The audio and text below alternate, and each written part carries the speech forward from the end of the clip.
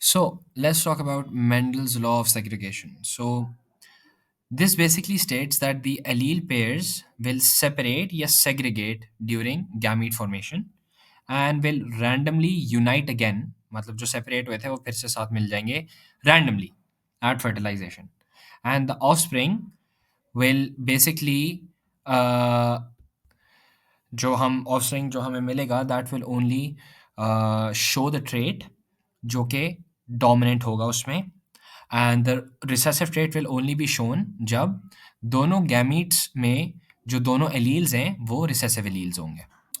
So here we can see that this is a Punnett square, and for simple traits हम Punnett square के through inheritance patterns find out कर सकते हैं. तो let's say this is the male, the father, and यहाँ पे mother के alleles हैं, ठीक है. So let me mark that down. This is the father, ठीक है ना.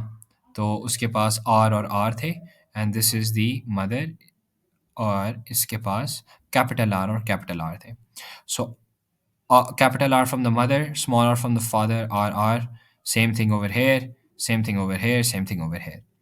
And then we get the F1 generation. अब let's assume यहाँ पे फिर से F1 generation की mother है और F1 generation का father है, ठीक है ना.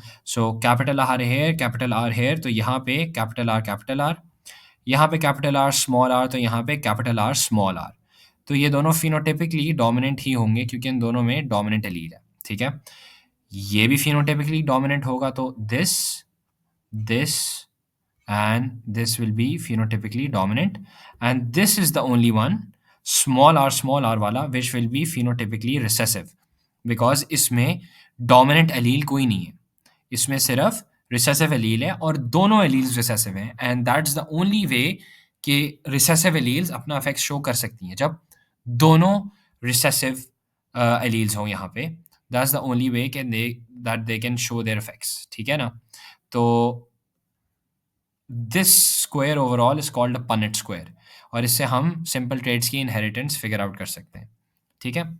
So moving on, then we have a dihybrid cross, which is a Punnett cross to determine the gamete combination for two alleles on a gene, ठीक है ना.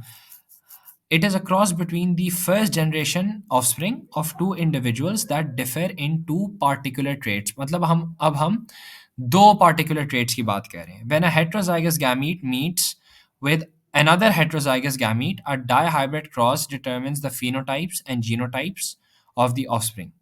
ठीक है. For example, a pea plant that is heterozygous for two traits, roundness and color, मतलब capital R small r for roundness and capital Y small y for color. So the phenotype is round and yellow seeds, and the plant is self-fertilized. ठीक है ना. So this right here will be the Punnett square for these two traits. So capital R small capital Y, capital R small r capital Y, small y, and the same thing repeated over here. और फिर इनके combinations हैं. तो अगर हम last वाली slide में सिर्फ दो के कॉम्बिनेशंस देख रहे थे, दो के मतलब कैपिटल आर और स्मॉल आर, कैपिटल आर और स्मॉल आर, ठीक है ना. So that's just one trait या टू एलील्स. यहाँ पे हम चार के कॉम्बिनेशंस देख रहे हैं, capital R small R and capital Y small Y, या दो ट्रेट्स के कॉम्बिनेशंस देख रहे हैं, ठीक है. और इसमें अगर दोनों हेट्रोजाइगस हैं तो जैसे इस केस में है, तो you are going to have a phenotypic ratio of 9:3:3:1. So you will have 9 rounds and yellow, you have 3 rounds and green, you have 3 wrinkled and yellow, and you have 1 wrinkled and green pea.